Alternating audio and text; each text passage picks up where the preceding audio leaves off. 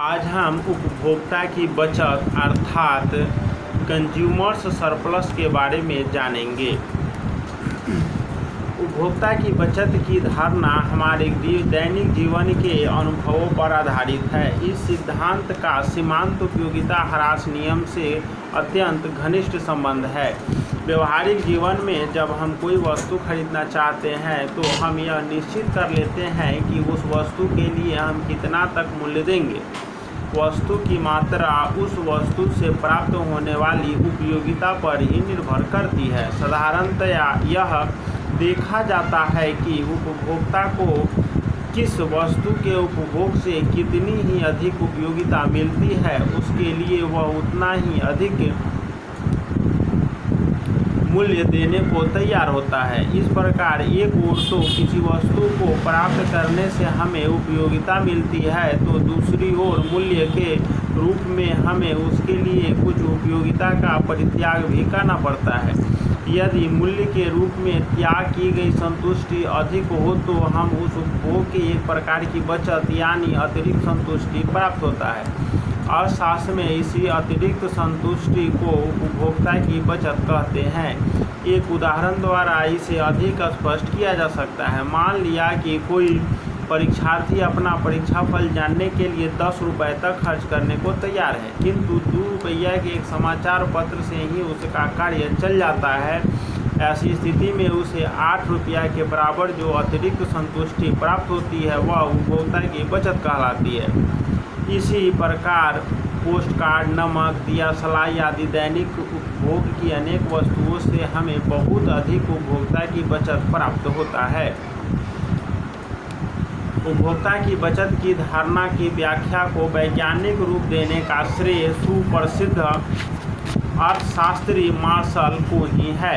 Martial के अनुसार किसी वस्तु के लिए हम जो मूल्य देते हैं साधारणतया उस मूल्य जो हम उस वस्तु के उपभोग से वंचित रहने के बजाय देने को तैयार है से कम ही होता है। दूसरे शब्दों में किसी वस्तु के उपभोग से वंचित रहने के बजाय जो मूल्य हम चुकाना चाहते हैं वह वास्तव में हम जो मूल्य चुकाते हैं उससे कहीं अधिक होता है। दूसरे शब्दों में किसी वस्तु के प्राप्त संतुष्टि उसके मूल्य के रूप में त्याग की गई संतुष्टि से अधिक होता है। अर्थशास्त्र में इसी अतिरिक्त संतुष्टि को उपभोक्ता की बचत कहते हैं। इस प्रकार किसी वस्तु के संभावित एवं वास्तविक मूल्य के अंतर को उपभोक्ता की बचत कहते हैं। इस आधार पर मार्शल ने उपभोक्ता की बचत की परिभाषा निम्न प्रकार दी है। किसी वस्तु के उपभोग से वंचित रहने के बजाय उपभोक्ता जो मूल्य देने को तैयार होता है और वास्तव में जो मूल्य देता है उसका अंतर ही संतोष की बचत की आर्थिक माप है। इसे उपभोक्ता की बचत कहते हैं। Professor JK. मेहता के अनुसार किसी वस्तु के उपभोग से प्राप्त उपभोक्ता की बचत उसके प्रयोग से प्राप्त उपयोगिता तथा उस वस्तु से प्राप्त करने के लिए त्याग की जाने वाली उपयोगिता के अंतर के बराबर होता है।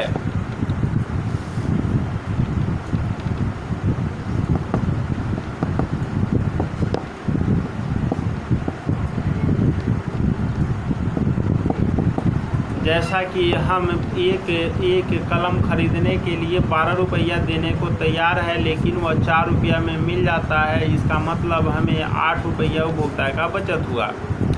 दूसरा कलम हम 10 रुपया में खरीदने के लिए तैयार है लेकिन वह 4 रुपया में मिल जाता है, अर्थात हमें 6 रुपया उपभोक्ता का बचत हुआ।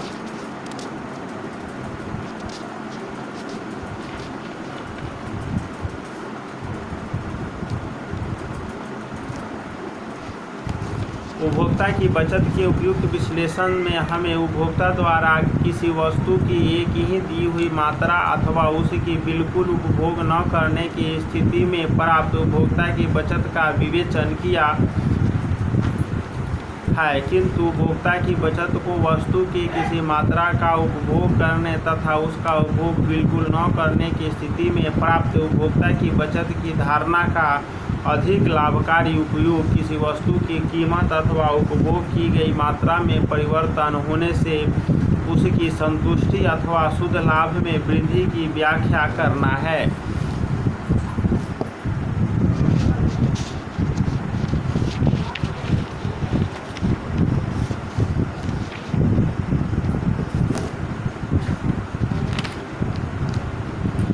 जैसे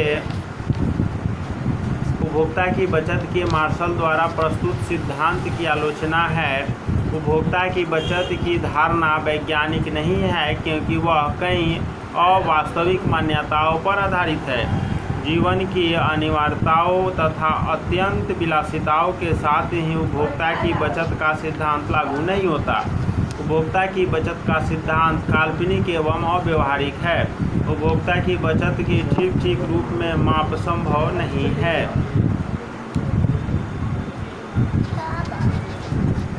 उपभोक्ता की बचत को मापने की कठिनाइयाँ निम्न है। मांग मूल्य की पूरी सूची हमारे पास नहीं होता। उपयोगिता अमापनीय है। मुद्रा के सिद्धांत उपयोगिता सदा एक समान नहीं रहती। ज्यों किसी वस्तु की मात्रा में वृद्धि होती है त्यों उसकी प्रारंभिक इकाइयों की उपयोगिता घटती जाती है। जीवन की अनिवार्यताओं तथा प्रतिष्ठा रक्षक वस्तुओं से प्राप्त उपभोक्ता की बचत की माप नहीं की जा सकती। पूरक एवं प्रतियोगी वस्तुओं के संबंध में भी उपभोक्ता की बचत का पता लगाना कठिन है। विलासिता की वस्तुओं के साथ ही यह सिद्धांत लागू नहीं होता। उपभोक्ता की चैतन्यता में अंतर होता है।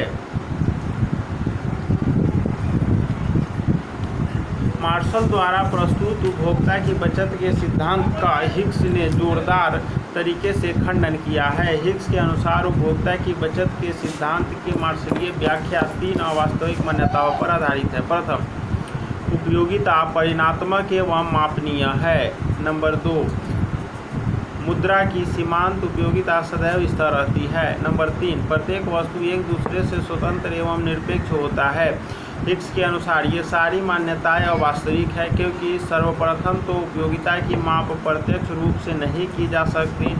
इसी प्रकार मुद्रा की सीमांत उपयोगिता भी सदैव स्थिर नहीं रहती। वास्तव में जैसे जैसे हम अधिक व्यय करते जाते हैं मुद्रा की सीमांत उपयोगिता हमारे लिए बढ़ती ही जाती है।